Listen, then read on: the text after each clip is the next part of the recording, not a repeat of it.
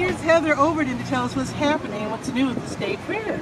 Hi. What we're on now is our State Fair flyer, which is the first permanent ride at the State Fairgrounds. It goes about 40 feet at its peak, which is about the same as a 3-story building.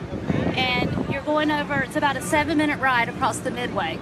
It's 1,406 feet. So once you go round trip, you've gone about a half mile. Nice.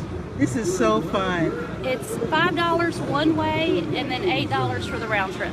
Okay.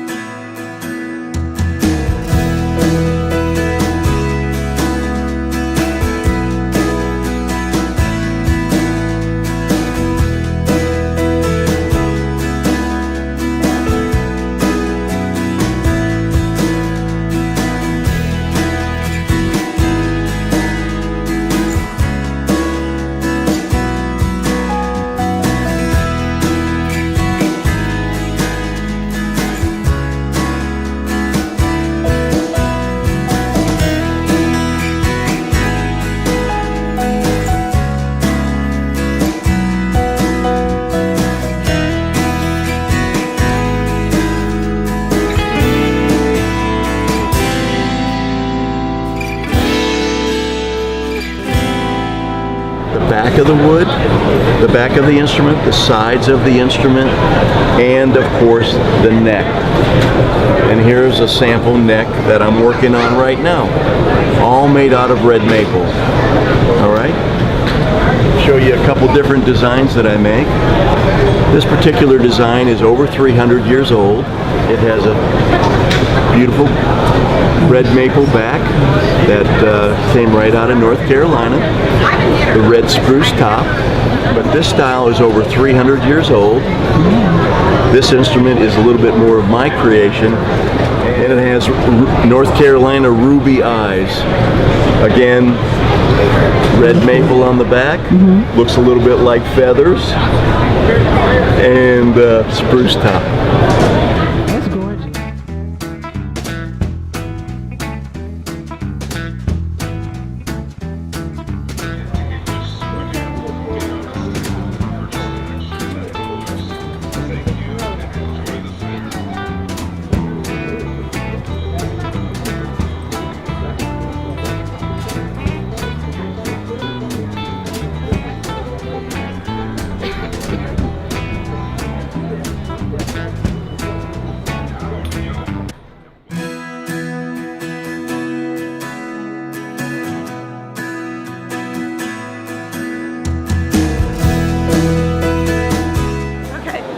The Village of Yesteryear. I've been a member for over 30 years, and I do pottery, handcraft pottery. This is all my work behind me, and I love coming here. There's nothing like it anywhere in the country. This village with all the people doing their crafts and teaching children how to make things. And I love it when a child comes in and says, "I love this place," because it's just so very awesome.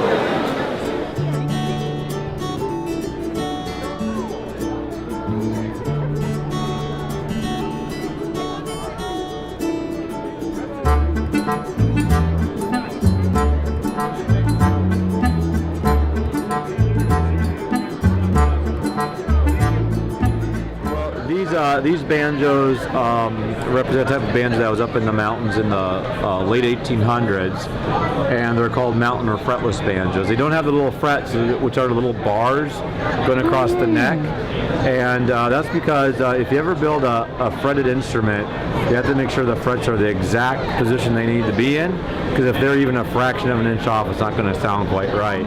And then these strings, They're a type of string called Nile guts, and they're like a synthetic gut string. Now, modern banjos have steel strings on them. That gives them lots of brightness and lots of volume. And these have more of the sound of the traditional gut strings. And then also, this instrument has an open back to it. A modern banjo would have a wooden shell on the back, and that's called a resonator, and that makes the banjo really, really loud. In a bluegrass tune, the musicians take what they call a break. Now, when I take a break, that means I go off and get a cup of coffee. But when a bluegrass musician takes a break, it means they play louder and faster. And so by having this open back, it makes it a little bit quieter. In the old-time music style, you want the banjo to be more of a background instrument, to like the fiddle or the banjo. And usually when people think of banjos, they think of bluegrass style. And bluegrass has only been around since about the 1940s or so.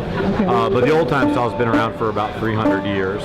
And the old-time style, you just use one finger and a thumb on your right hand, and you hit the note where it happens to be at the time. And then you strum down the 4 long strings. And then you pull off in the short little strings called the thumb string. So this goes melody, strum, thumb. And if you put it to a rhythm, it sounds something like this. It goes. And if you ever hear someone playing old-time banjos, it's always going on in the background, this constant sound. That type of stuff right there. And then you put it to a tune.